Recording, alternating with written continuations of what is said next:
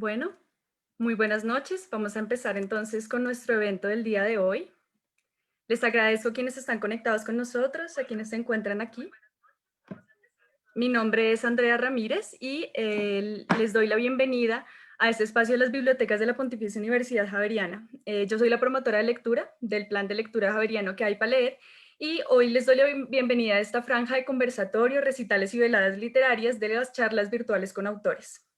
Este es un espacio mensual del Plan de Lectura Literario Javeriano que hay para leer, creado por las bibliotecas de la Pontificia Universidad Javeriana en alianza con la Maestría en Literatura, con la revista 2020 y la Biblioteca CRAI de nuestra sede Cali. Este espacio busca que los estudiantes, egresados docentes, administrativos javerianos, así como la ciudadanía en general, dialoguen con quienes han dado vida a obras literarias y conozcan sobre sus experiencias de escritura, sus gustos e intereses literarios. El día de hoy recibimos con muchísima emoción a Magela Baudoin, escritora y periodista boliviana, autora del libro de entrevistas Mujeres de Costado, Plural 2010, de la novela El sonido de la H, con la que recibió el Premio Nacional de Novela 2014 Santillana, Bolivia, y del libro de cuentos La composición de la sal, Plural 2014, que ganó el Premio Hispanoamericano de Cuento Gabriel García Márquez 2015 y ha sido traducido al inglés, al portugués, al árabe y editado en Colombia, México, Bolivia, Argentina, Perú, Chile, Ecuador, España, eh, Estados Unidos. Su último libro, Vendrá la muerte y tendrá sus ojos, fue finalista del sexto Premio Rivera del Duero, Páginas de Espuma en España 2020. Magela es directora de la revista de literatura boliviana El Ansia y dirige junto a la escritora Giovanna Rivero la colección editorial Mantis, que difunde el trabajo literario de escritoras de Hispanoamérica. Es fundadora y coordinadora del programa de escritura creativa de la Universidad Privada de Santa Cruz de la Sierra, UPSA, en donde también enseña. Actualmente cursa un doctorado en literatura y lengua romances en la Universidad de Oregon en Estados Unidos. Magela, te agradecemos mucho por acompañarnos el día de hoy. Bienvenida a este espacio del plan de lectura Autores en la Javeriana. Hola, gracias Andrea, gracias a la Universidad Javeriana y a todos quienes nos acompañan hoy. Veo amigos de Argentina, de España, lectores todos. Muchísimas gracias, estoy muy contenta de estar a través de esta ventana en contacto con Colombia, que es un país tan querido.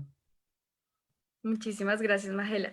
Y también le quiero dar la bienvenida a Mariana Charri, docente de cátedra y egresada del Departamento de Literatura de la Pontificia Universidad Javeriana, quien nos acompaña hoy en calidad de moderadora. Mariana hace parte del equipo de coordinación del proyecto Notas de Voz, recientemente lanzado por el departamento, en el que docentes, estudiantes y escritores realizan lecturas de poesía para el público especializado y no especializado. Fue galardonada en el 2017 con la beca de investigación de las colecciones de la Biblioteca Nacional de Colombia para llevar a cabo una investigación en el municipio de Andes, Antioquia, acerca del archivo fotográfico de Nereo López.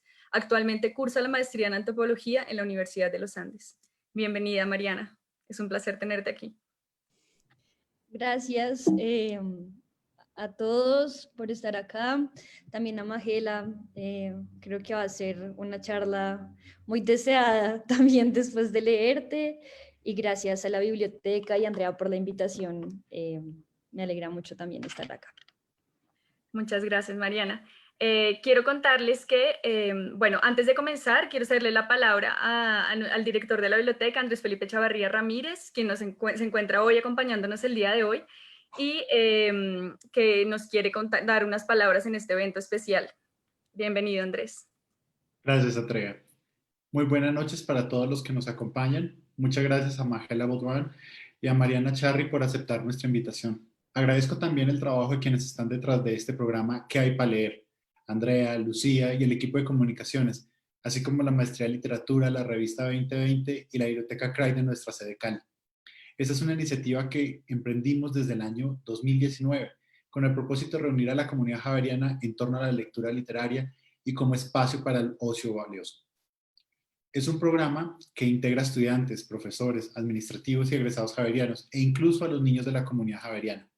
Esta franja en particular que nos convoca hoy de charlas con autores contemporáneos y que también está abierta a público externo, se ha convertido en una oportunidad para conocer a muchísimos autores, quienes nos abren un camino hacia la lectura y escucha de sus obras y nos acercan a su trayectoria como escritores y lectores. En cada sesión con nuestros escritores y lectores Aprendemos muchísimo y esta será otra maravillosa oportunidad para soñar despiertos con las palabras y experiencias de nuestras invitadas. Una calurosa bienvenida a nuestras invitadas y al maravilloso público que hoy nos acompaña.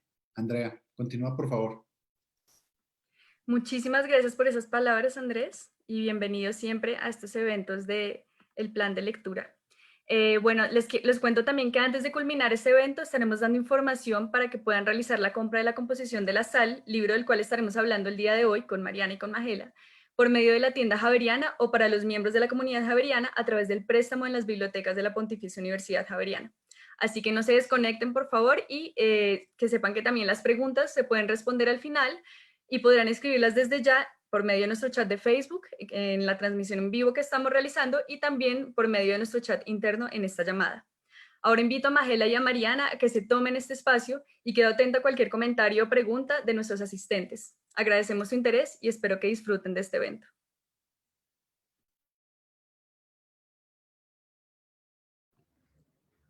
Hola.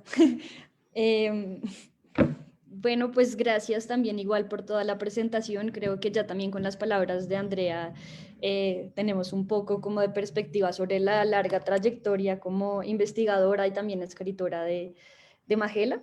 Y digamos que quisiera que empezáramos un poquito por ahí, hablando como de trayectorias y como que abordáramos diferentes tipos de trayectorias, pero estaría bien que empezáramos un poco por tu trayectoria profesional y como decía Andrea, Magela también ha trabajado como cronista, como periodista, como profesora de escritura creativa, como también el oficio académico, y digamos que quisiera que nos hablaras un poco sobre esa trayectoria profesional y cómo has tratado de comunicar o cómo has encontrado nexos entre las formas de escritura que has hecho, desde la crónica, el cuento, la novela, qué diferencias encuentras y cómo se comunican, digamos, estos ejercicios escriturarios, llamémoslos así, en tu trayectoria profesional.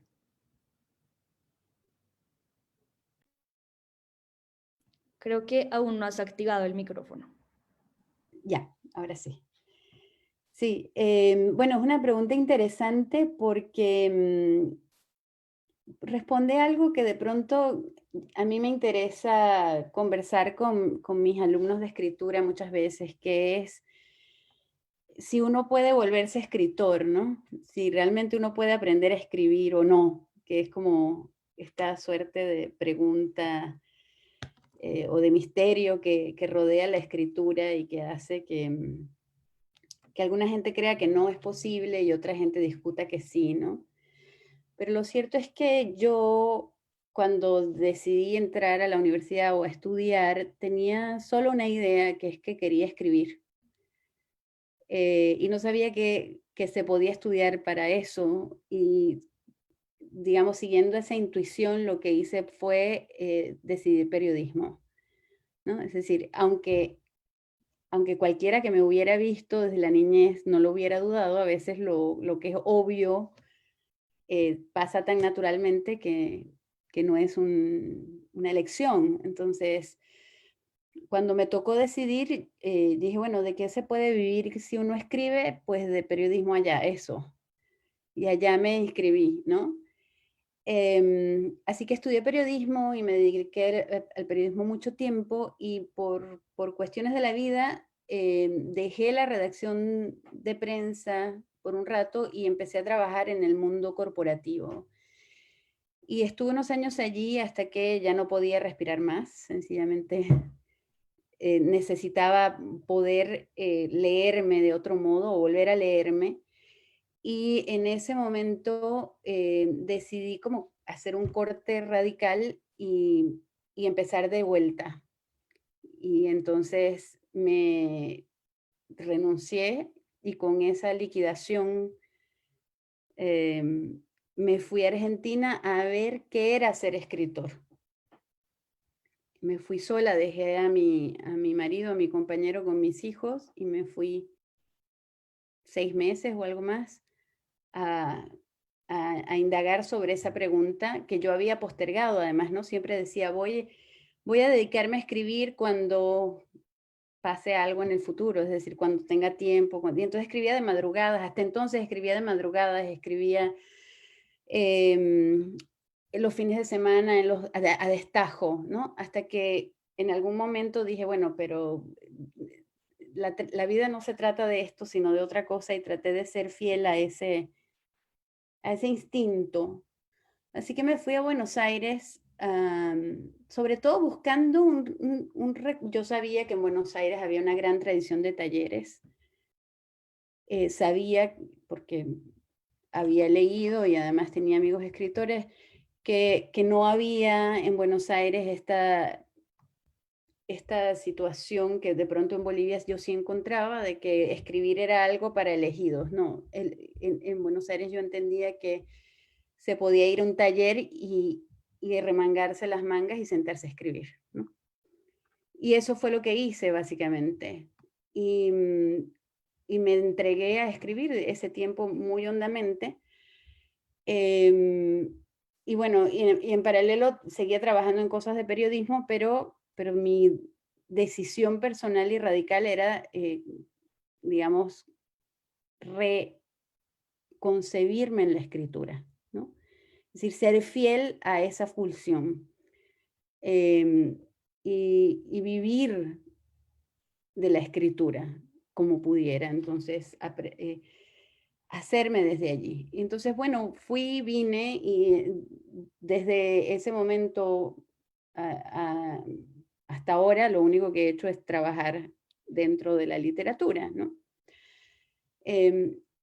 Entonces tú me preguntabas cómo se cruzan las escrituras. Bueno, ser periodista también imprime una manera y una concepción, digamos, del mundo que te hace estar todo el tiempo atento, ¿no? Y si algo creo que se ha plegado del periodismo hacia este lugar es esta manera en que miran los periodistas, ¿no? Que es una manera casi olfativa de atravesar la vida, ¿no? Es decir, estamos todo el tiempo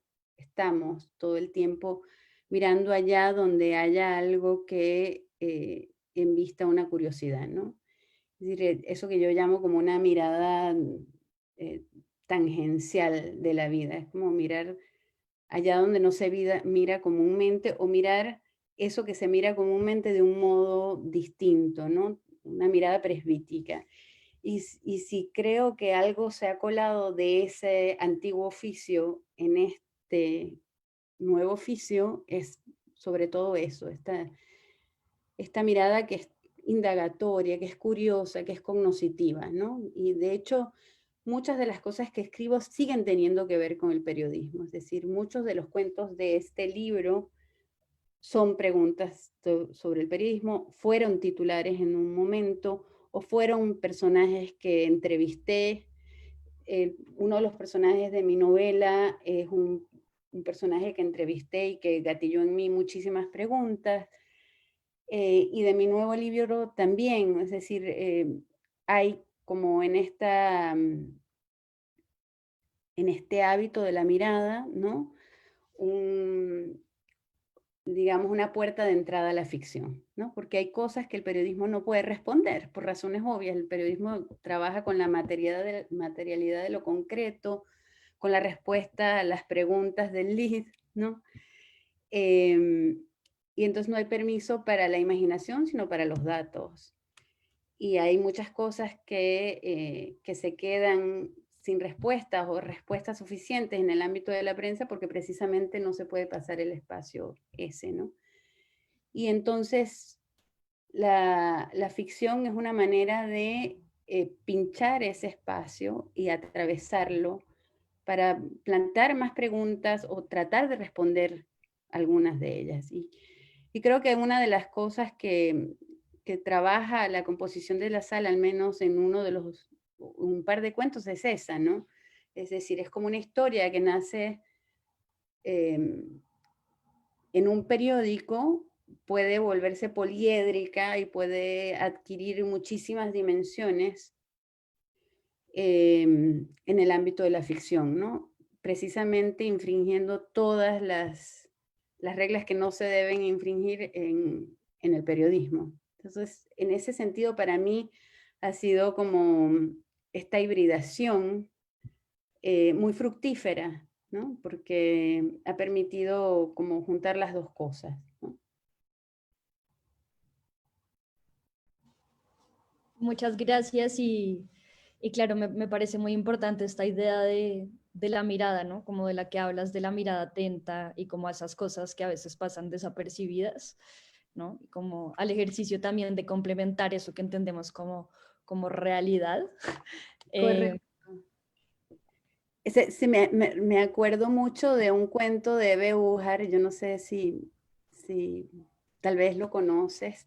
Es un cuento donde ella está en un café en Buenos Aires y está observando a un hombre que es guapo, que va bien trajeado, que parece no tener ningún problema en la vida y sin embargo llama por teléfono y nadie le quiere hablar. Y todo el mundo evade, ¿no? Y entonces él está ahí tratando de hacer que una llamada entre. Y entonces ella empieza a construir a partir de esa mirada, ¿no? Un perfil psicológico de personaje, y ese es el cuento en realidad, es como estos cuentos de anotación. Y yo creo que yo trabajo un poco así, ¿no? Es como esta sensación de que el periodista siempre está escuchando, está como una oreja en la mesa vecina, ¿no? Está como siempre mirando, siempre como el lápiz en la mano tratando de hecho tengo muchísimas libretas, muchísimas papeles donde voy anotando cosas porque como es una desviación del oficio, ¿no? Y ideas que pueden ser luego ficción, preguntas sobre un personaje o detalles sobre un personaje. No sé, me acuerdo mucho en el metro de Buenos Aires, un hombre que iba igual con traje mayor, tendría, no sé, yo calculo unos 80 años, pero tenía las dos uñas de los dedos meñiques muy largas, tan largas que se enrollaban, ¿no? Hacían como una serpentina. Y la imagen era completamente loca. Y esas son el tipo de cosas que me gatillan ideas y a las que llamo o que corresponden o que nacen en el orden de la mirada, ¿no? Claro, y me parece además también como súper fascinante esta idea de la mirada que además tiene como una profundidad más, ¿no? Como la idea de volver, como de pensar también las presencias de seres humanos como personajes, ¿no? No solamente como algo que pasa como para una crónica o para una noticia que es como un nivel, sino como una dimensión mucho mayor que sería, es la dimensión del personaje, ¿no? Como también darse el chance de imaginar como todas las dimensiones que esa presencia que de pronto fue vista como que comienza a adquirir. Y creo que eso es muy interesante y que se ve clarísimamente en los cuentos que tuve la oportunidad de leer. Eh, pero justamente hablabas un poco en lo que nos decías, como de este viaje, ¿no? Como de ir a escribir a algún lugar. Y a mí me parece muy chévere la imagen que usaste, ¿no? Como de decidir ir a un lugar a escribir, casi como esta idea de que las letras y la escritura no solamente están como dentro de mí, sino que efectivamente también tienen un lugar, un espacio en el mundo. Como ir a un lugar físico, material, que me genera cosas, que veo, que toco, que huelo, no sé, como que me abre espacios también para escribir y creo que eso es como muy importante y quería que habláramos un poquito sobre, ya no tanto sobre tu trayectoria profesional, sino sobre tu trayectoria territorial. Porque sé que pues no naciste en Bolivia, pero has vivido creo gran parte de tu vida, pero también ha habido como un movimiento como migratorio. eh, y pienso que como esa trayectoria territorial, eh, ¿cómo no la describirías también en relación pues a tu oficio de escribir? Sí, sí, es interesante que lo plantees porque efectivamente yo creo que esta itinerancia, esta migrancia, de alguna manera marca mi sensibilidad y mi mirada, ¿no? Efectivamente, yo nací, crecí en Venezuela, estuve en Venezuela hasta los 17, después me fui a La Paz, después de La Paz fui a Santa Cruz, después me fui a Buenos Aires, pues volví a Santa Cruz, bueno, ahora estoy en Oregón con toda la familia, un poco siguiendo esta intuición existencial, ¿no? Esta como búsqueda que está allí. Y creo que eso se traslada en la escritura hacia el interés de los lugares paralelos, ¿no? Como estos lugares un poco, no necesariamente marginales, aunque muchos sí, ¿no? Que ocurren en el otro lado de la vida, ¿no? Que ocurre mientras tanto, ¿no? Y esos lugares son para mí lugares físicos, ¿no? Como puede ser la cárcel. Ujú. Uno de los cuentos se inscribe allí, ¿no? Es decir, este submundo que opera debajo del mundo, pero que es un mundo en sí mismo, solo que, digamos, vertical, como puede ser Moebia, o mundos paralelos como pueden ser la niñez, o como puede ser la vejez, o como puede ser la soledad de una mujer en un matrimonio. Es decir, son realmente mundos paralelos, ¿no? Estás habitando, estás como enajenado en una burbuja dentro de otro mundo, o como Rebeca, ¿no? Como esta chica indígena que vive en el margen de la ciudad, en el margen de la vida, en el margen de los derechos, en el margen del Estado. Es decir, cómo habitan estas individualidades, estos seres humanos allí, donde nada está dado o poco está dado para que sobrevivan, ¿no? ¿Cuáles son los resortes que permiten esas existencias? Y me interesa mucho trabajar el espacio psicológico donde ocurren, y también los espacios físicos, porque el espacio físico, el espacio geográfico, es un espacio afectivo, ¿no? Y esa afectividad conforma una lengua, y esa lengua conforma un pensamiento, y conforma un cuerpo, y conforma una manera de habitar en el mundo, ¿no? Y entonces pensar ese lugar me interesa, ¿no? Como estos despatriados, de alguna manera, estos migrados, ¿no? También me interesa eso y me doy cuenta cada vez más, o sea, de pronto cuando escribí este libro no era tan consciente de esto, pero ahora sí creo que tengo más conciencia de eso, conforme además sigo escribiendo, cómo opera el lugar de la sombra, es decir, como el opuesto de lo que tiene que ser, o de lo que es normal, o de lo que es... o lo que tiene que gustar, o lo que tiene que ser apreciado, se comporta. Es decir, me interesa el reflejo de eso. Es decir, si es blanco, me interesa lo negro. Si es hombre, me interesa lo femenino. Y así, ¿no? Si es vigoroso, me interesa lo débil. Es decir, ese reborde, me doy cuenta que estoy todo el tiempo trabajando en ese otro lugar, ¿no? Bueno, eso, digamos, como marca. Ujú. Y digamos también en relación un poquito como a ese otro lugar y a ese habitar, digamos, los lugares a través de la escritura, pero también sería como chévere si nos contaras un poco también cómo habitas los lugares a través de la lectura, ¿no?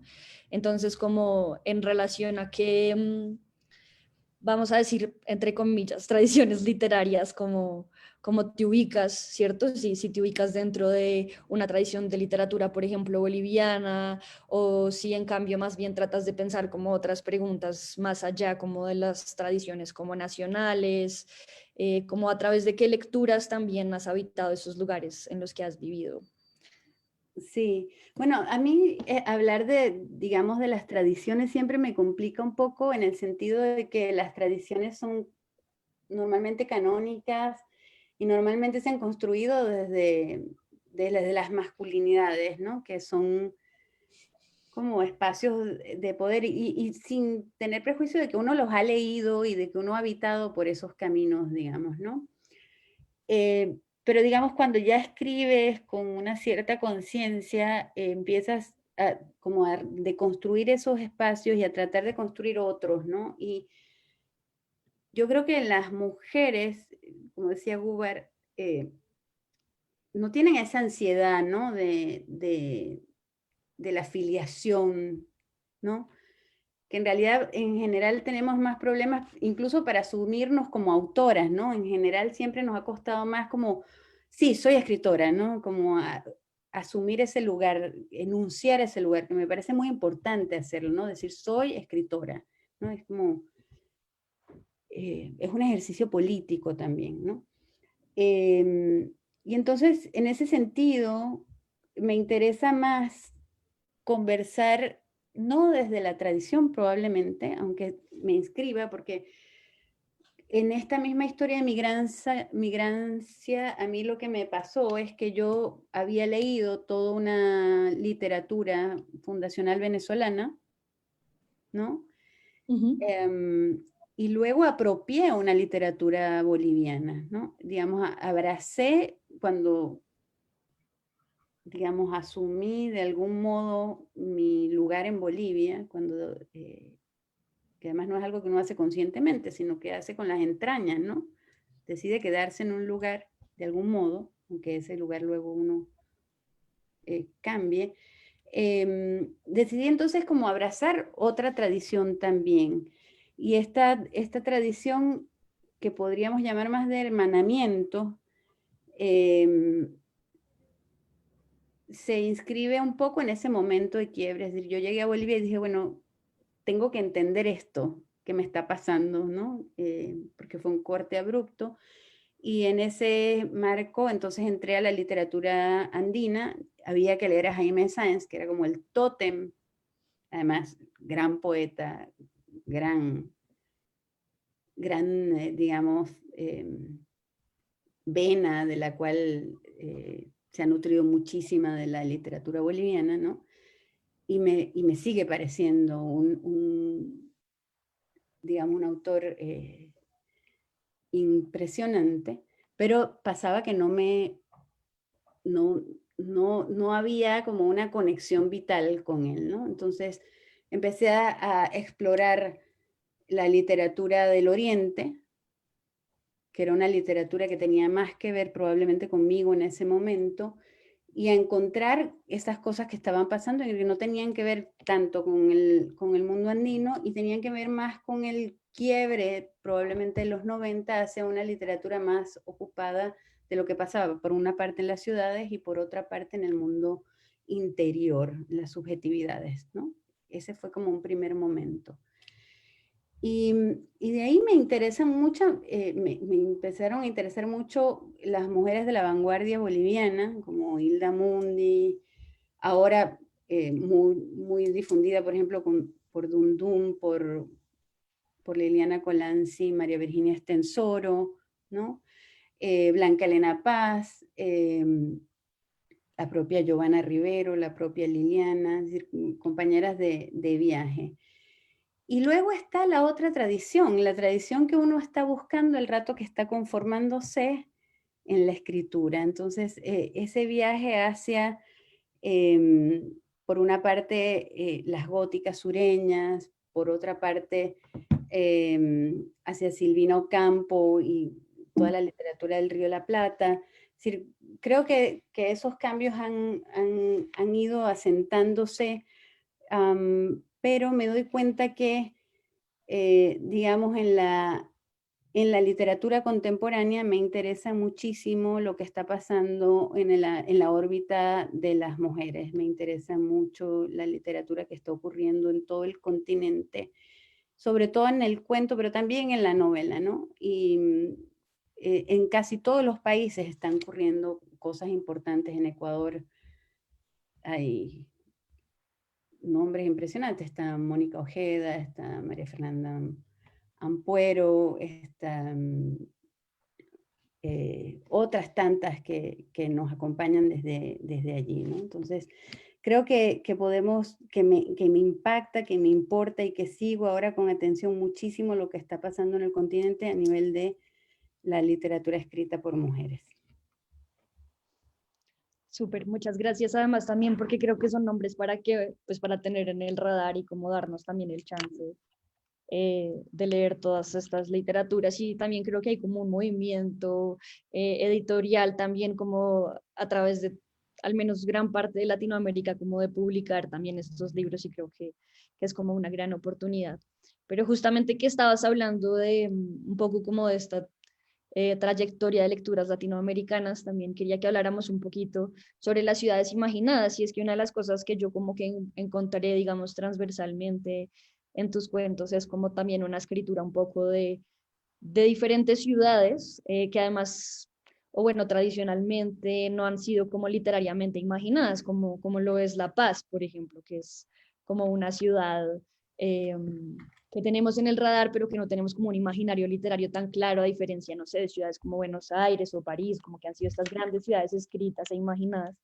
Entonces quería que nos hablaras un poquito sobre cuáles han sido esas ciudades imaginadas que te han inspirado, que has leído, como que has recorrido a través un poco de la literatura y que te han inspirado también a imaginar y a dejarnos imaginar ciudades que tú has habitado.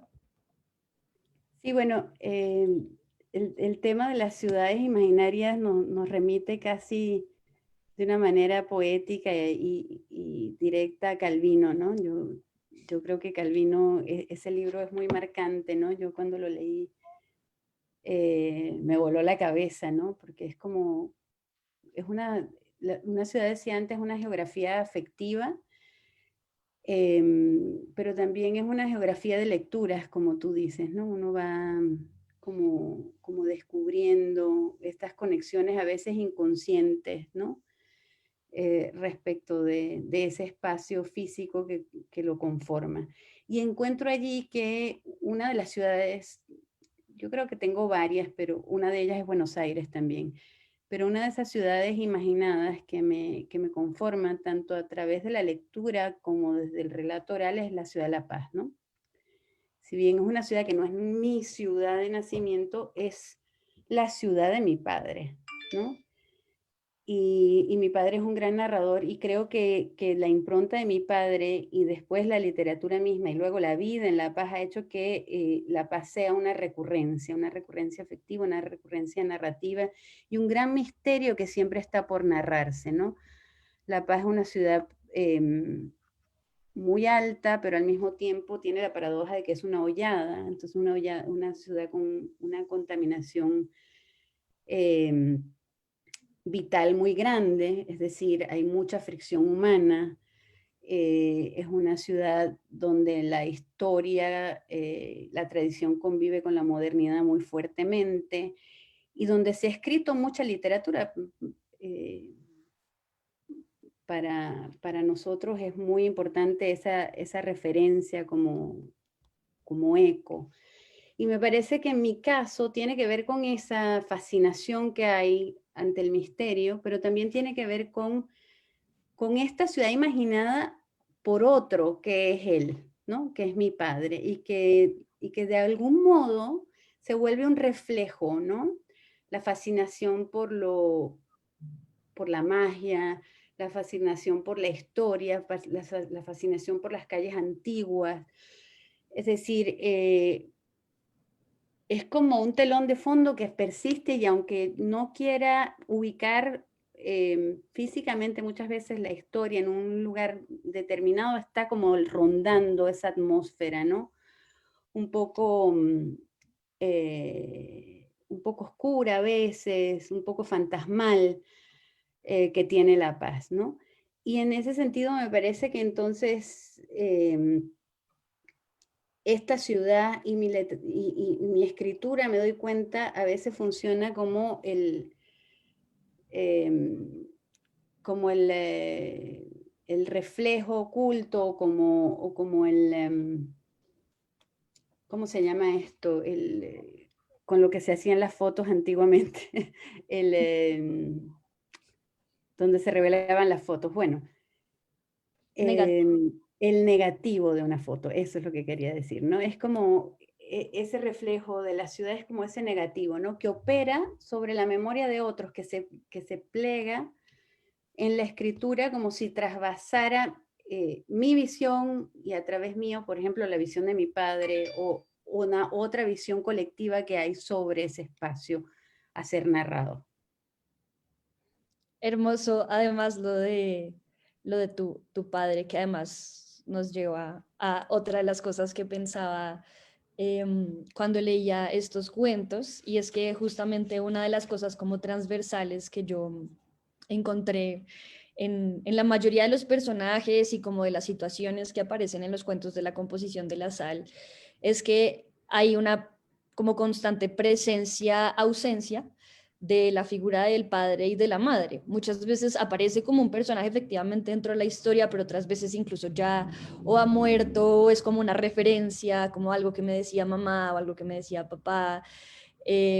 Pero lo que me parece como muy fascinante de eso es justamente como esto que hablaba sobre esa visión que imprimen como esas presencias sobre nuestro mundo, como esa visión que cargamos siempre. Y que hace que cada uno de los personajes tengan como una complejidad dentro de ese mundo cotidiano, porque no solamente es ver el mundo como yo creo que lo veo, sino es como todas las impresiones que cargo, como todos esos trazos, todas esas huellas que me hacen ver el mundo de una u otra forma. Y creo que una de esas es como esa presencia, ausencia de la imagen y de las palabras, ni siquiera solo de la imagen, a veces las palabras, los dichos del padre y la madre, ¿no?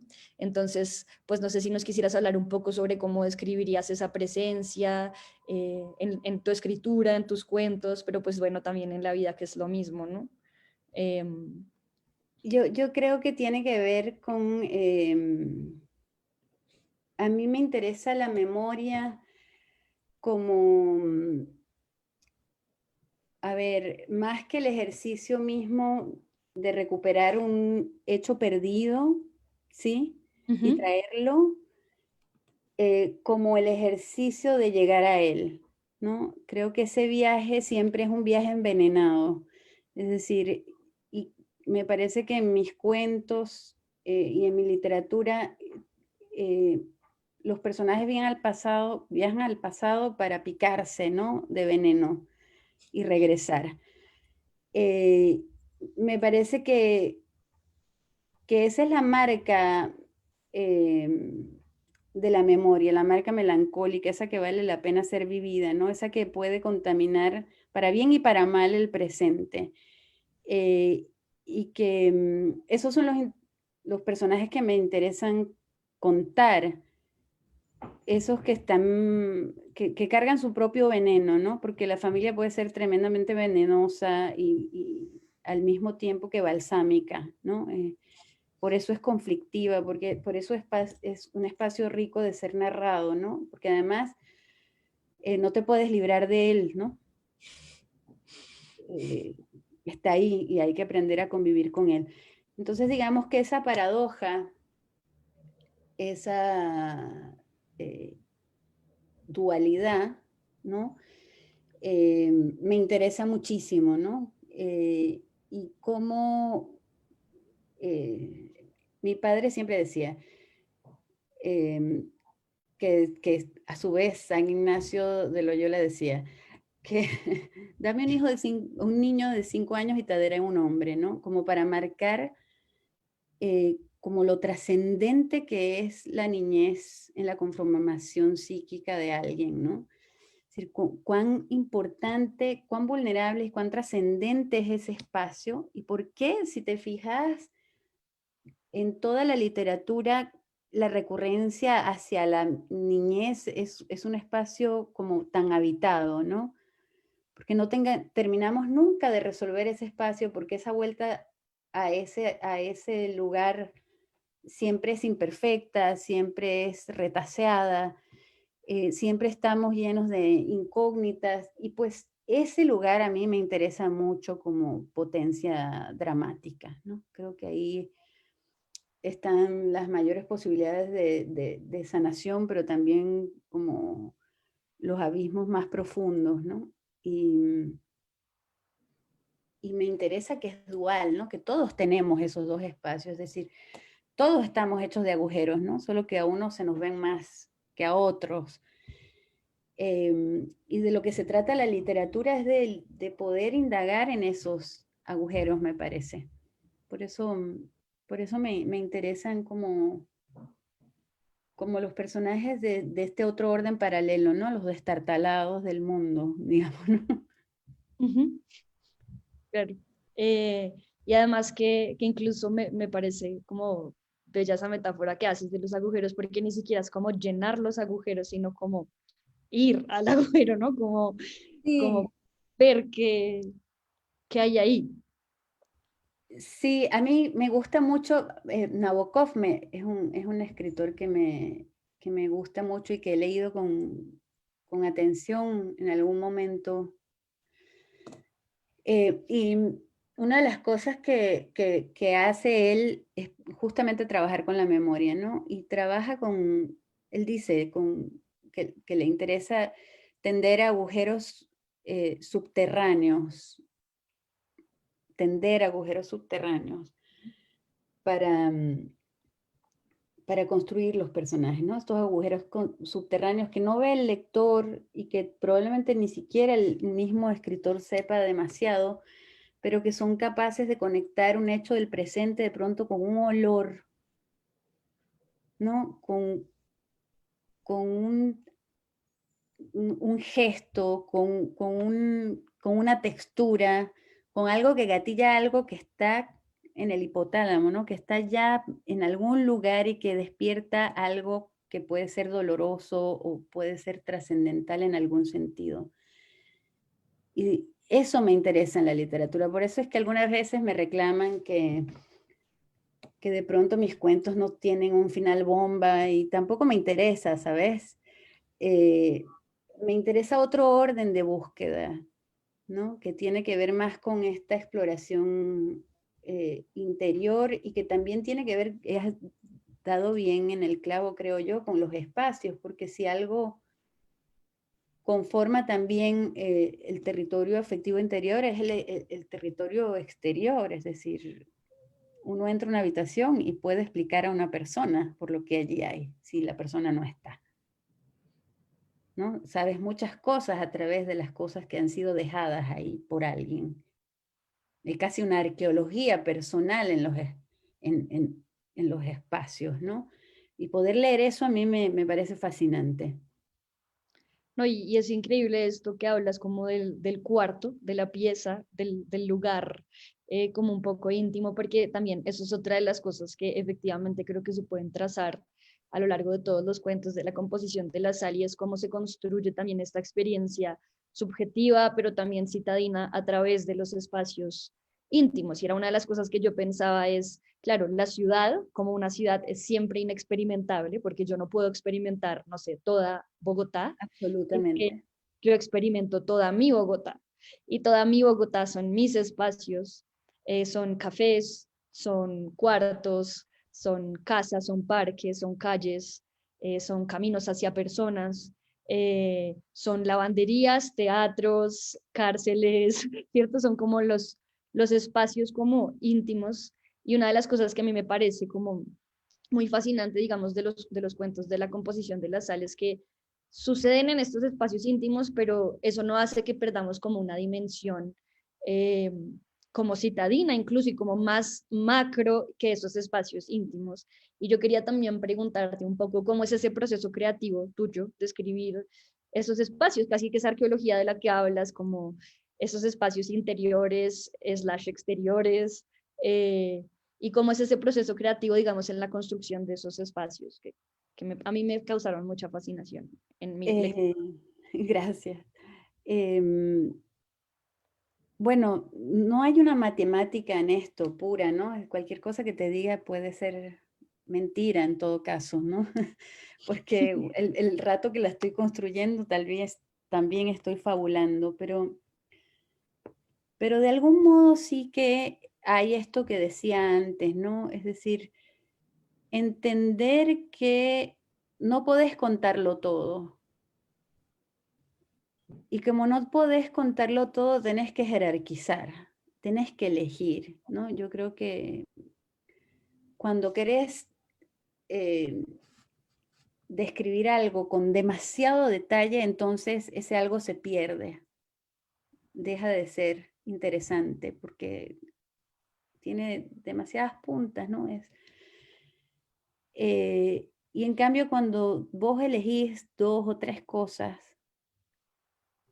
esas 2 o 3 cosas se vuelven muy significativas y pueden ser realmente un índice, un signo que te lleve a algo que está detrás de eso. Yo creo que en eso yo, de algún modo, creo que sí trabajo, ¿no? Tratar de entender qué cosas pueden conformar o describir un personaje, ¿no?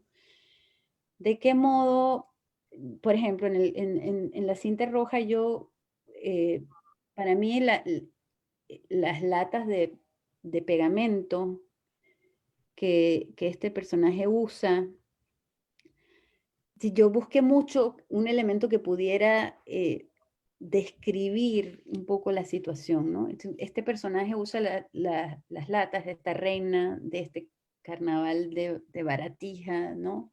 De La Pampa. Usa la pega para volar, ¿no? Para escapar de esa realidad que tiene. Pero al mismo tiempo ese pegamento es el que se encuentra una vez que ella está muerta en su cuerpo, ¿no? Puesto en grandes cantidades después de un femicidio.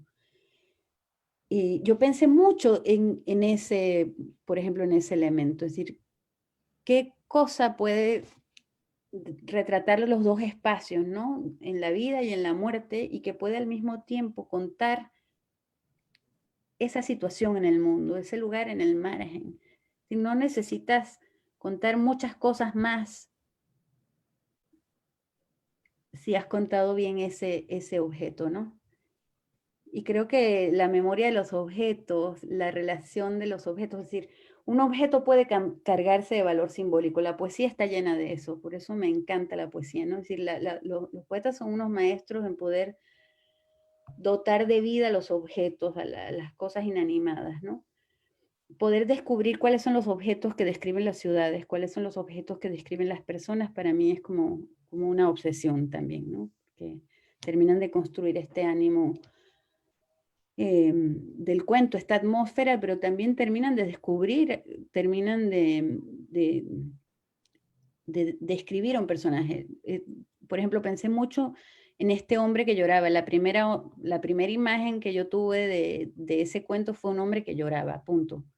Y la segunda fue un cartel en Quito que decía, se cura el espanto, se dan baños de alegría. Esas eran las 2 imágenes que tenía, ¿no?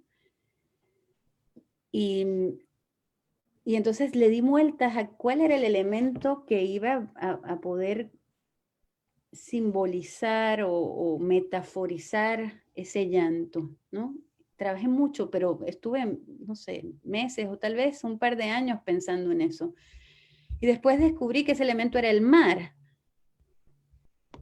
que para nosotros en Bolivia no tiene la misma carga que para un país con mar, ¿no? En Bolivia somos un país mediterráneo. Entonces descubrí que era el mar, que lo que podía definir ese personaje era ese mar, además ese mar trucho, ese mar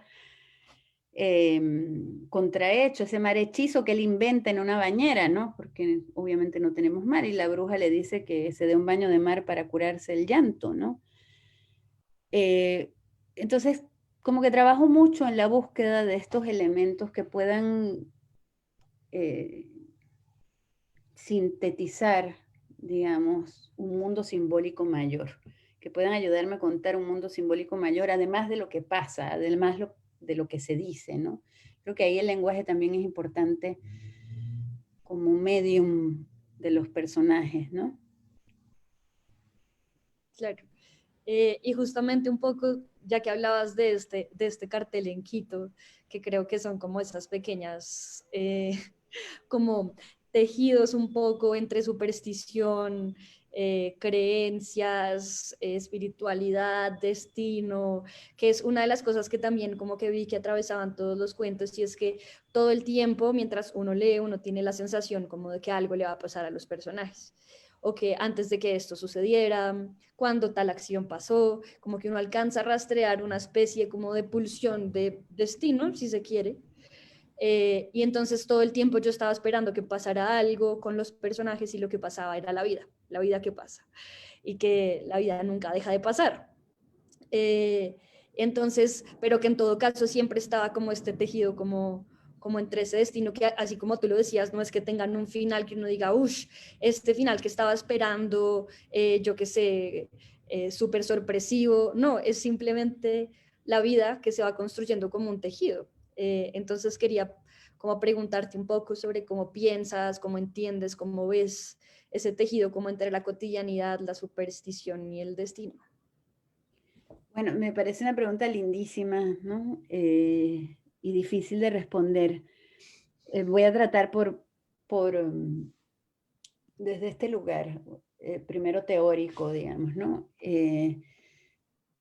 A mí me interesa literariamente más lo que puede revelarse que lo que se revela. No sé si me explico.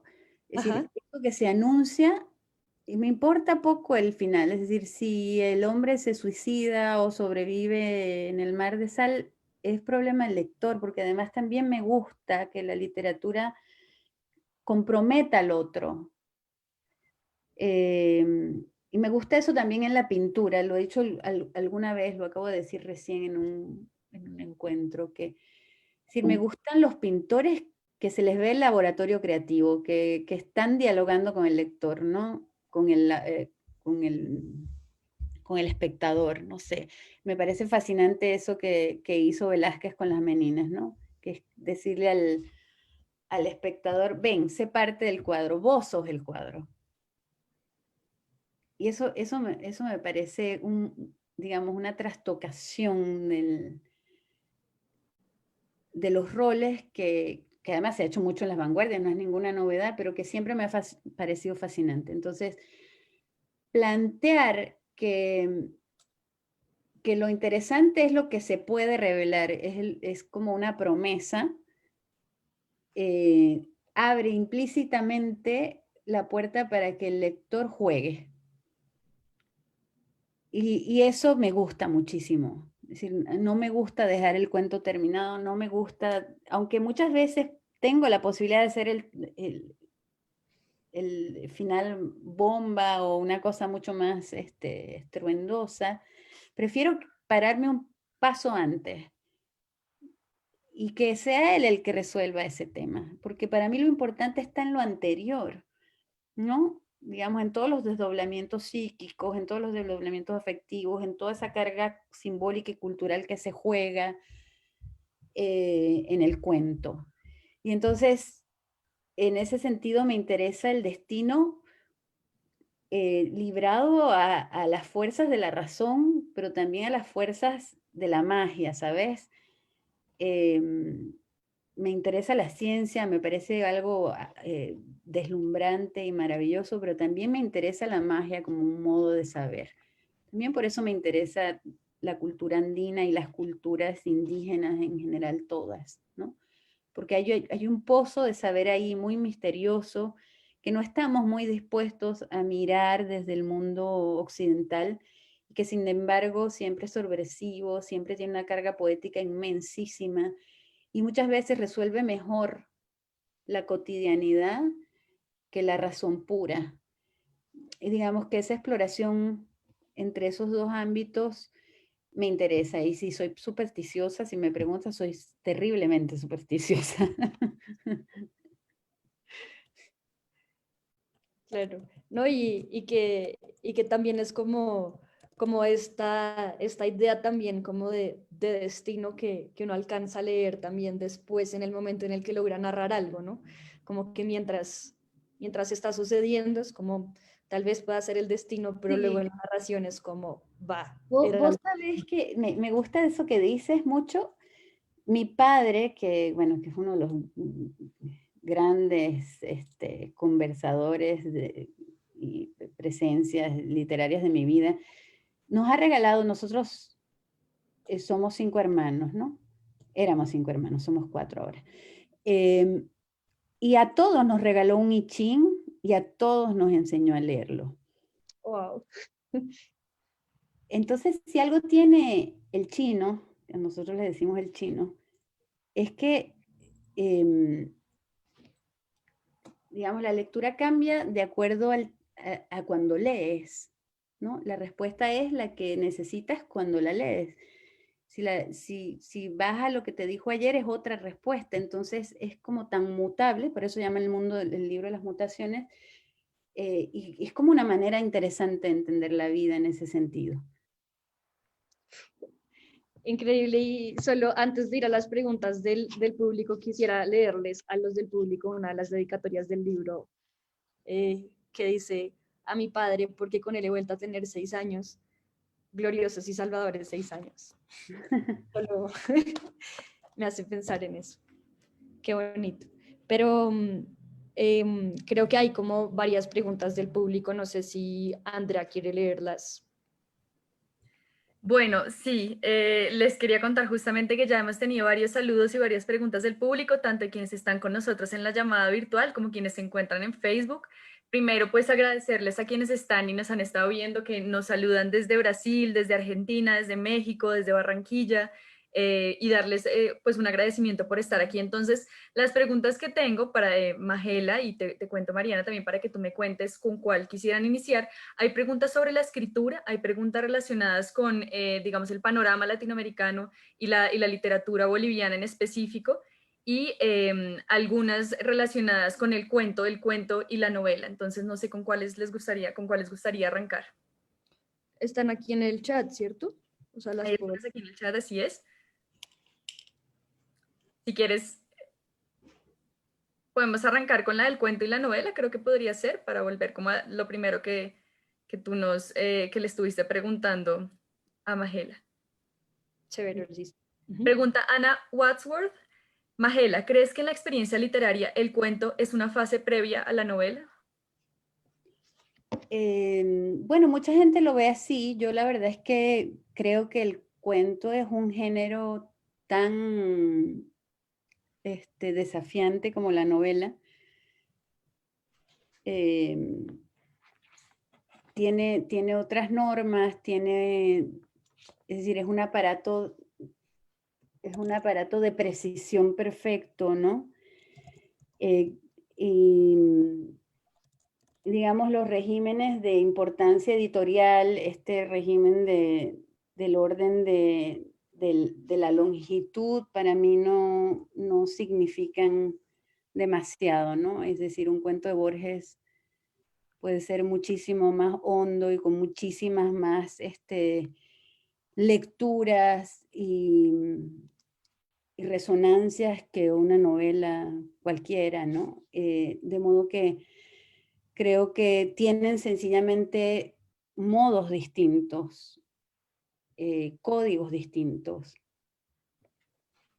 Y en eso me parece que en rigor tal vez el cuento esté más cerca de la poesía que de la novela, ¿no? Es decir, en ese caso está como más hermano de la poesía que de la novela, creo yo. Vega Sánchez Aparicio pregunta: ¿cómo responde o reacciona el propio lenguaje de los textos al compromiso político de tu escritura? ¿Y cómo el lenguaje puede subvertir y subvierte en tus textos los códigos preestablecidos? Qué buena pregunta. Hola, Vega, querida, un abrazo grande a España. Vega fue mi profesora, es amiga, querida, gran lectora, maravillosa. Bueno, yo creo que es una muy buena pregunta. A ver, a mí, cuando digo que el lenguaje es un hecho político, es porque la enunciación como artista, como escritora, ocurre desde el lenguaje, ¿no? Pero eso es una cosa, y otra cosa es el proceso de creación. Entonces, yo no pienso, cuando escribo una novela o un cuento, voy a hacer un cuento sobre el feminicidio o voy a hacer un cuento sobre el feminismo para reivindicar mis ideas sobre el feminismo. Para eso están otros espacios. Y sin embargo, digo esto y al mismo tiempo, sin embargo, como mi mirada de la realidad es la que es, esos temas se cuelan y terminan siendo reflejados, pero terminan siendo reflejados, procesados, metaforizados desde otro lugar, no desde la intención política de decir voy a hacer un cuento, ¿no? Político, ¿no? Terminan siendo políticos porque mi mirada refleja ese interés, ¿no? Son como dos cosas separadas.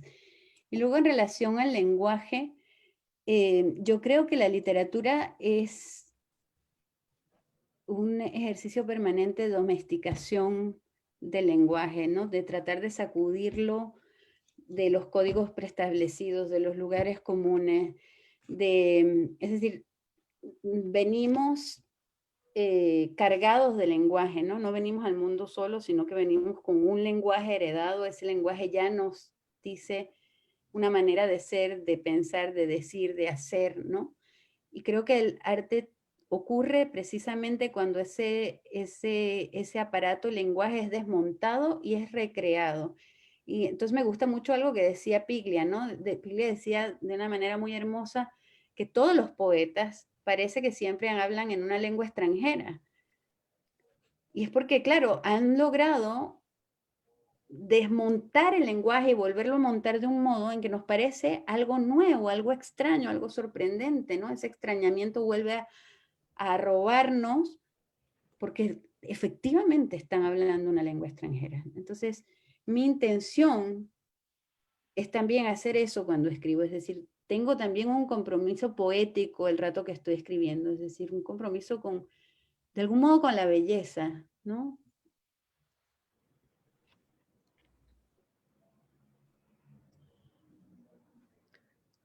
No sé si Andrea creo que va a leer otra que hay en Facebook. Sí, estaba esperando a ver si querían que continuara. Muchas gracias, Magela, por esas respuestas. Siguen llegando preguntas, me parece muy bello porque creo que lo que nos has contado hasta ahora realmente ha movido a muchas personas pues, a hacerse preguntas sobre la literatura y sobre la lectura y la escritura. Te quiero leer una pregunta que nos hace en Facebook Fernanda Trías, una de nuestras invitadas del plan de lectura, también autores en la Javeriana, el semestre pasado. Y Fernanda nos dice, Magela, ¿qué crees que explicaría la gran efervescencia de la literatura boliviana actual, que está siendo leída y reconocida fuera de fronteras, como tú, Giovanna Rivero, Liliana Colanzi, Edmundo Paz Soldán, Maximiliano Barrientos, Sebastián Antesana y más? Allí para que se queden también con las recomendaciones de Fernanda. Gracias, Fer, un abrazo grande. Bueno, yo creo que en Bolivia siempre ha tenido una literatura muy importante y muy singular, ¿no? Pienso en un cuentista de la talla de Augusto Céspedes, por ejemplo, que es un cuentista que puede dejarlos paralizados. Un cuentista escribió sobre la Guerra del Chaco unos cuentos maravillosos, pero que no han pasado o que no han trascendido lo que debieron trascender precisamente, probablemente por la mediterraneidad del país, es decir, porque Bolivia nunca ha estado inscrita del todo en el circuito editorial, y estoy segura de que si Céspedes hubiera sido argentino, sería otra la historia de su difusión internacional, ¿no? Porque efectivamente muchas de las experiencias poéticas y narrativas del país se desconocen o no se han difundido suficiente. Y creo que lo que ha pasado digamos, desde los 90 esta parte, y creo que en esto Edmundo Paz Soldán ha sido, digamos, la trayectoria de Edmundo Paz Soldán ha sido muy interesante, es que se ha saltado un poco, digamos, la frontera de esa mediterraneidad y se ha hecho un esfuerzo por llegar más allá del circuito editorial boliviano. Y entonces hoy hay un interés por esas literaturas que sin duda están haciendo cosas muy interesantes porque el gótico cruceño, el gótico que escribe Giovanna Rivero es sin duda muy singular, o la ciencia ficción inscrita en la selva y así alucinada y paranoica de Liliana Colanzi también es muy singular. O el trabajo con el cuerpo de Maxi, o el trabajo, digamos, de la subjetividad de Rodrigo Asbun también es muy bello, o la exploración psicológica, política, social del mundo también es muy poderosa. Es decir, son trabajos absolutamente singulares, ¿no? Pero que se conjugan con que hoy hay se ha roto ese dique, ¿no? Y hay un interés manifiesto desde el mundo editorial hacia lo que está ocurriendo en Bolivia. Hay como una curiosidad que antes no, Bolivia no estaba, digamos, en el circuito editorial internacional. De hecho, para que ustedes tengan una idea, Alfaguara se fue de Bolivia ya hace algunos años y no hay ninguna de las grandes editoriales en Bolivia, ¿no? Solamente nuestro mundo editorial es de editoriales independientes. Está Santillana, que trabaja básicamente con textos escolares, pero ninguna de las grandes editoriales está en Bolivia. Entonces todos hemos empezado a publicar en editoriales independientes porque y hay un montón de gente que es valiosísima y que está igual produciendo y publicando en Bolivia y que no se conoce suficiente, pero que es muy interesante. Claro. Igual también me parece chévere que haya como un mundo de editoriales independientes. Creo que también eso incluso puede enriquecer un montón la producción. Absolutamente. Claro, qué interesante. Quería leerte una última pregunta de las del chat antes de que hagamos nuestro intercambio de lecturas, porque yo le había propuesto a Magela que yo le quería leer mi parte favorita de mi cuento favorito y que ella nos leyera su parte favorita de su cuento favorito. Pero entonces, antes de eso, hay dos preguntas que hizo Jorge Mestre.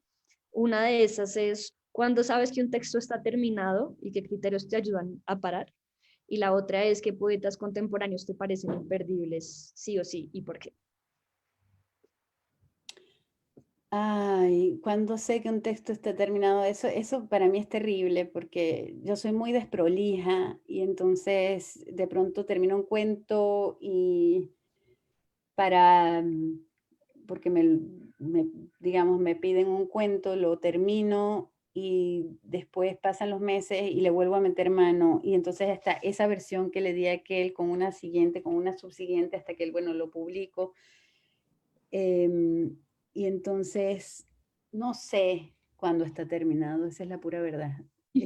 Puedo seguirlo corrigiendo, ¿no?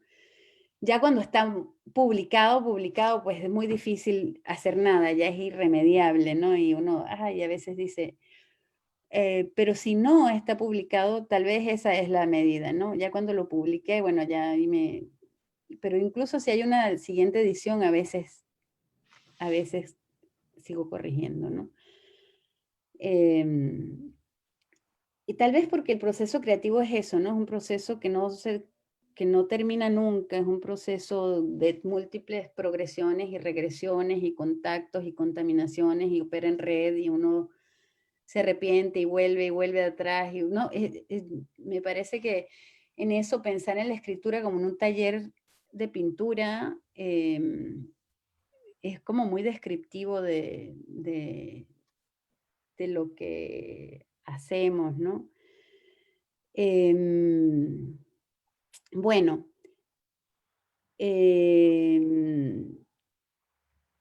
la segunda pregunta ya no la recuerdo. Era, ¿cuáles son los poetas contemporáneos favoritos? Pues como que crees que no nos podemos perder. Bueno, acabo de leer el último libro de poemas bueno, el libro de poemas de Mónica Ojeda, que me parece muy poderoso, muy, muy, muy poderoso. Me interesa Mónica como cuentista, como novelista, como poeta. Ella entera me parece una artista muy completa y con un mundo simbólico y con un interés por el lenguaje muy particular que me parece que es imperdible, ¿no? En todos sus ámbitos. Y quisiera hablar de poetas bolivianas porque me parece que están haciendo cosas muy interesantes. Paula Rodríguez Leitón es una de ellas, que hace una poesía que trabaja con los objetos y con lo etéreo, que me parece muy hermoso. Y poetas jóvenes como Marcia Mendieta o Melissa Sauma, que son muy, muy jovencitas, pero que están haciendo cosas a nivel del cuerpo y de la memoria que me gustan mucho. Súper, muchas gracias. Entonces yo quería leerte esta parte de este cuento que se llama La noche del estreno, que fue, pues creo que fue mi favorito, un poco también porque es sobre música, pero, pero además que me parece que es un personaje muy fascinante. Cada día la lavandería abría al público a las 10 de la mañana, pero él llegaba más temprano. Siempre a las 8, tiempo en el cual no solo ponía las máquinas a punto y limpiaba el lugar, sino que dejaba las bolsas listas, formadas una al lado de la otra en los anaqueles ubicados bajo el mostrador principal. Poco antes de las 9 ya estaba libre para hacer lo que más quería, que era jugar, y lo hacía con aplicación infantil. Bajaba el teatrillo del estante, lo colocaba sobre una mesa cuadrada que estaba en el fondo de la tienda, detrás de todas las máquinas, y ponía música adecuada para la representación.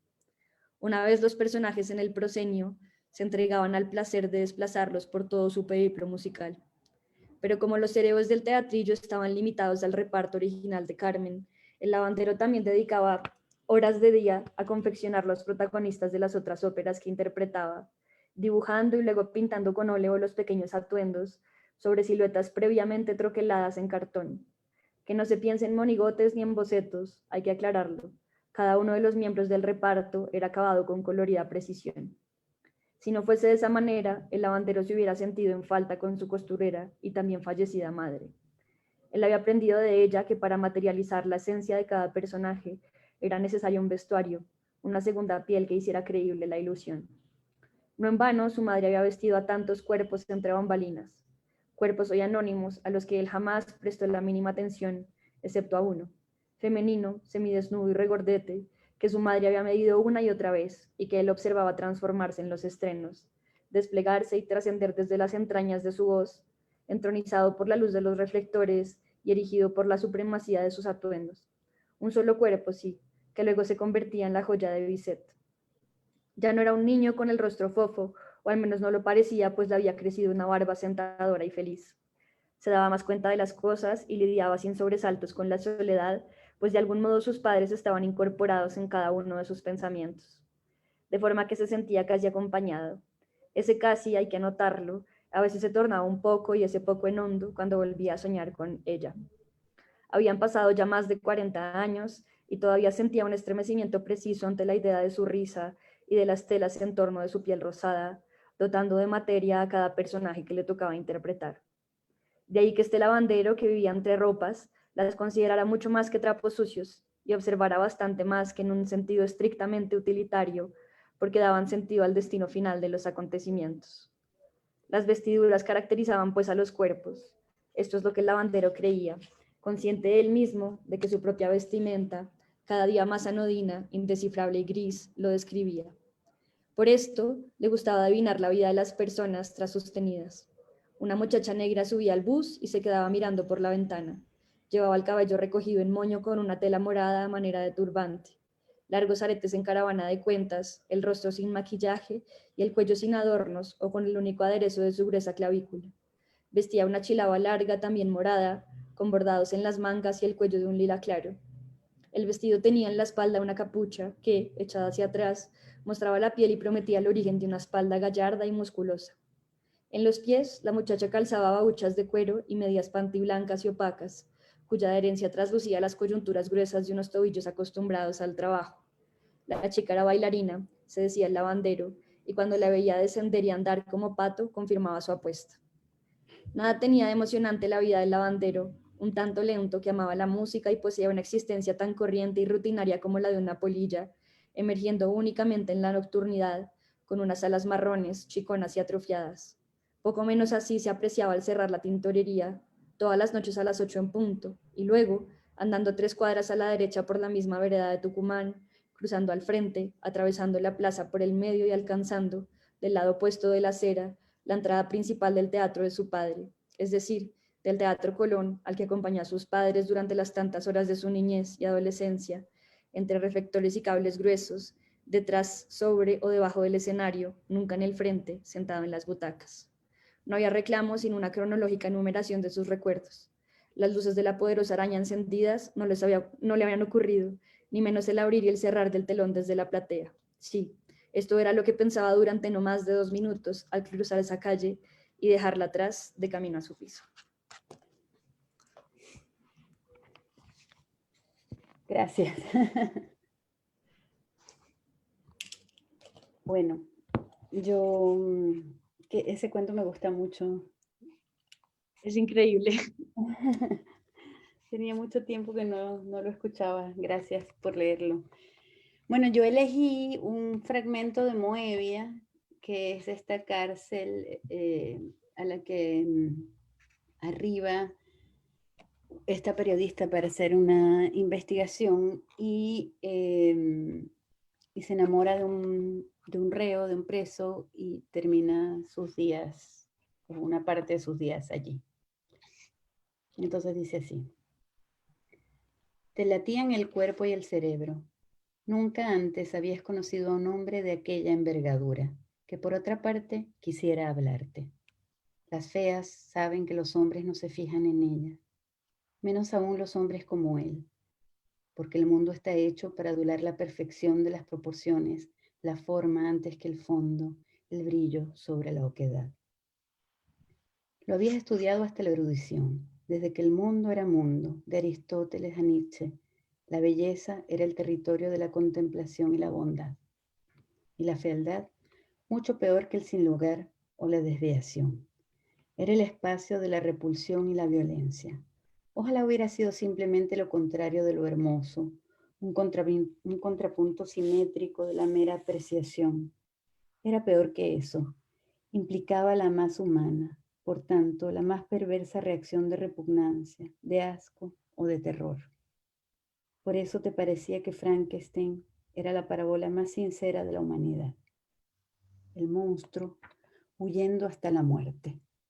La belleza conmovía, volvía estúpida a la gente, pero nunca lo había experimentado hasta el frenesí y la parálisis. Si existía el amor a primera vista, debía ser una droga como esta, venenosa. No querías volver a verlo, porque sentías en las venas una dependencia de la que eras incapaz de liberarte. Por eso volvías cada día, aunque entonces fingías que lo ignorabas o te burlabas. Eras cruel. A Rafael le gustaba tu humor negro y la extraña circunstancia por la que eras inmune a él. Esperaba tu llegada para acercarte, en los pasillos y en la vida, enviándote regalos que fabricaba con sus manos, llamándote por teléfono. Te fuiste quedando, Magdalena, ya no por trabajo, sino de visita. Primero por un café fugaz, luego por una tarde y después por una noche entera. Pero no era solo Rafael, sino lo que allí sentías. En la cárcel estabas aprendiendo otro sentido de la belleza, del que habías leído, pero invariablemente te habías burlado. Aquel sentido inveterado, inmaterial, inocente, que genera la necesidad de reincidir, porque produce goce y, ¿por qué no?, paz.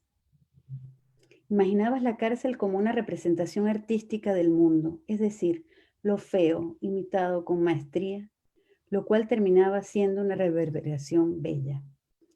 Así como bella era tu estadía, pues te sentías desatada, acogida, y no en el sentido de la admiración sentenciosa, no como si fueras una perla en el lodazal, sino porque eras parte del conjunto.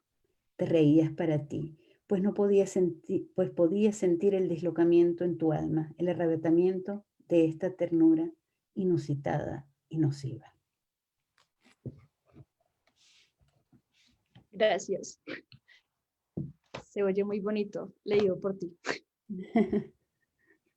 No, gracias a vos. Muchísimas gracias, Mariana y Magela. Yo creo que con esto podemos entonces cerrar nuestro evento que sale maravilloso, que nos toca a todas las fibras, a quienes somos lectores, amantes de la escritura también, a quienes nos han acompañado aquí en nuestro plan de lectura y a quienes se han acercado para conocerte el día de hoy y escucharlas a ambas conversando como lo han hecho hasta el momento. Muchísimas gracias. Estoy segura de que se llevan un montón de recomendaciones, un montón de ideas y se van inspirados también para continuar con este camino por la literatura. No sé si quieren regalarnos algunas palabras para cerrar antes de dar la información y despedirnos. No, pues agradecerle a Magela, en verdad, muchísimas gracias. Creo que fue muy reconfortante escucharte y creo que, nada, pues un placer poder seguirte leyendo. Espero poder leer el resto de los libros y la novela y bueno, y todo lo demás. Gracias, Mariana. Ha sido lindísimo conversar con vos. Tu lectura ha sido una lectura dislocada, lindísima por eso, exactamente, porque ha echado luz sobre cosas que no me han dicho antes y entonces ha sido en ese sentido muy estimulante. Muchas gracias por la atención con que me leíste, muchas gracias por la invitación y gracias a quienes nos han acompañado. Es tan grato este viaje a Colombia, aunque no esté allá. Siempre me llena de mucho afecto Colombia, así que es muy hermoso volver. Y siempre bienvenida, Magela, por supuesto, a Colombia, a Bogotá, a nuestras bibliotecas de la universidad y a todos los que nos están viendo en este momento. Entonces esperamos que hayan disfrutado mucho de este evento, que haya sido de su gusto y agradecemos a nuestros invitados por su participación. También a la maestría, a la revista 2020 y a la biblioteca CRAI de la sede Cali por todo su apoyo en la programación y la divulgación de este evento. Les cuento que pueden conseguir el libro de Magela, La composición de la sal, del cual hemos estado hablando durante toda esta charla, por medio de la tienda Javeriana, escribiendo al correo sugerencias, @javeriana.edu.co, con el 10% para nuestros javerianos y javerianas, quienes podrán también solicitar el préstamo de una copia en el tercer piso de la Biblioteca General, en el nuevo punto de atención rápida ubicado sobre la séptima o por el medio de nuestro servicio de préstamo a domicilio, que pueden solicitar a través del enlace www.javeriana.edu.co/biblos/préstamo-a-domicilio. Entonces, les comparto igual la nota de nuestro evento. La nota está en www.javeriana.edu.co/biblos/autores en Javeriana. Ahí van a encontrar toda la información. La idea es que se hayan antojado de leer a Magela, como estoy segura que fue, como quedé yo también y como quedamos también Mariana. Seguramente seguiremos leyendo tus novelas, tus cuentos y pues también tus crónicas, que aquí también lo mencionamos. Les invitamos a seguirnos en nuestras redes sociales, en donde hallarán constantemente información sobre el plan de lectura, toda la programación que tenemos, nuestras charlas, tertulias y eventos. Estamos en Instagram, Facebook y Twitter como Bibliotecas PUJ. Les agradecemos por la asistencia esta noche a nuestra cuarta charla virtual de autores en la Javeriana. Y bueno, nos vemos en la próxima. Bienvenidos siempre. Muchísimas gracias.